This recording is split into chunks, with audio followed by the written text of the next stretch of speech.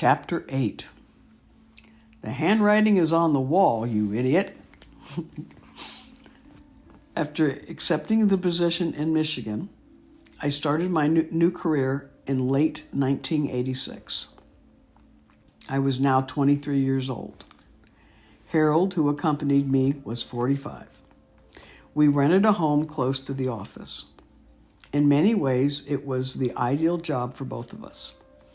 I had been given an entire territory to cover, and Harold had been given the other region that was smaller. A majority of our business was simply people calling in and needing their water cleaned up. The water in Michigan is not only hard, but it's also very rusty, which made it a very easy sale. I called them laydowns. In many ways, it was like going into a peach orchard, ripe with much fruit, and simply picking the peaches off the trees. Jim, the owner of the dealership, was elated at the numbers of sales that were coming in regularly. I always gave God the glory and told him that Jesus was the reason for my success. I was very quickly becoming attracted to Jim, who was a married man. He was tall, handsome, charming, intelligent, rich, kind, gentle, and very down to earth. If I could have made a list of what I wanted in a man, Jim had all the qualities.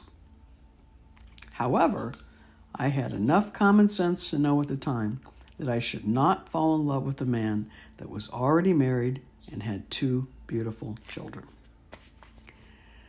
Shortly into our time in Michigan, I was beginning to feel guilty about living in the same home with Harold and not being married.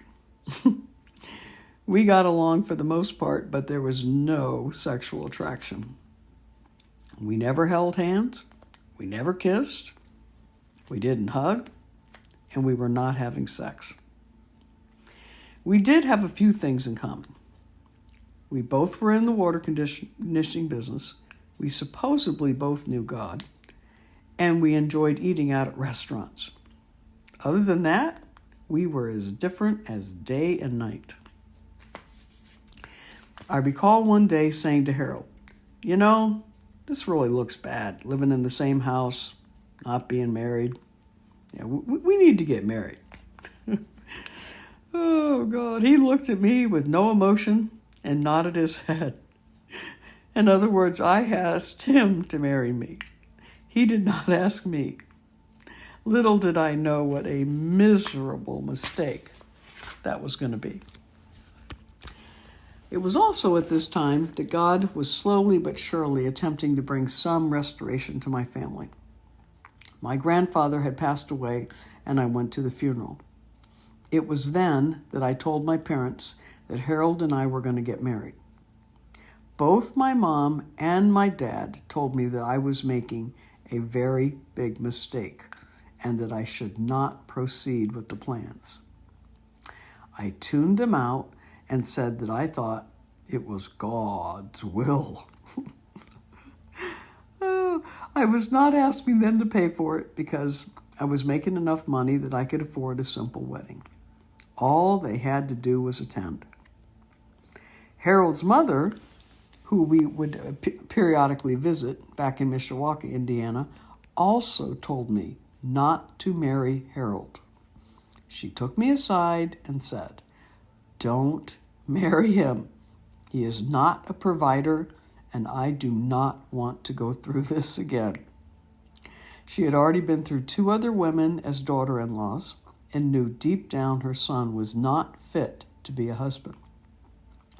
You would have think that I would get a clue since I was soon to become wife number 3.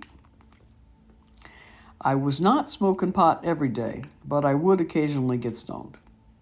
I wish I could blame my decision totally on brain damage from too much marijuana, but I know now it was deeper than that.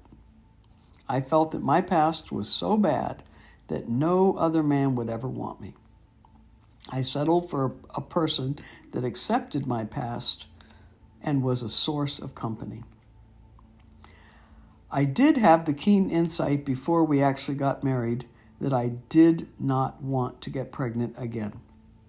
Having another abortion was simply out of the question. I think I realized even then that I would end up having to raise the baby by myself, make a majority of the money, and resent every minute of it. I went to the local doctor and told him I wanted a tubal ligation. He granted that wish and referred me to the proper doctor that specialized in that field. Harold went with me that day, and the doctor met him. This doctor also knew I was making a big mistake and authorized the tubal ligation, which was outside the normal rules. Thank you, Lord.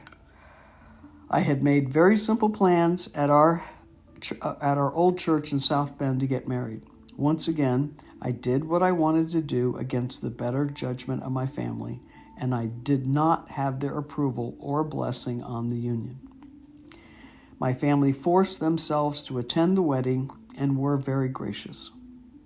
My father and mother already had Harold pegged as a hurt little boy, lazy, and looking for a meal ticket. I got high before our wedding, which lessened the stress and intensity of the day. Most people have an incredible sensual honeymoon. After all, that's the time that things are getting started, and time should be very happy and exciting. These are the moments that I have of my honeymoon.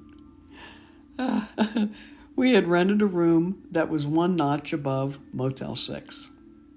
We still did not get a mint. We both laid there and looked at each other and tried to conjure up some passionate feelings.